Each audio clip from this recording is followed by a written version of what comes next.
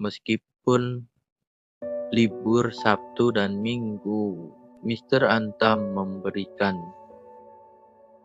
pengalaman penting.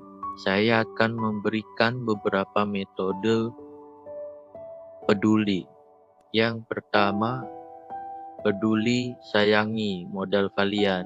Dengan kalian punya kepedulian terhadap modal kalian, tentunya pengembangan bisnis kalian akan selalu terjaga. Yang kedua, peduli, konsisten, dan disiplin pada momen hingga momen tertentu terhadap sinyal analisa dan sinyal yang kalian terima.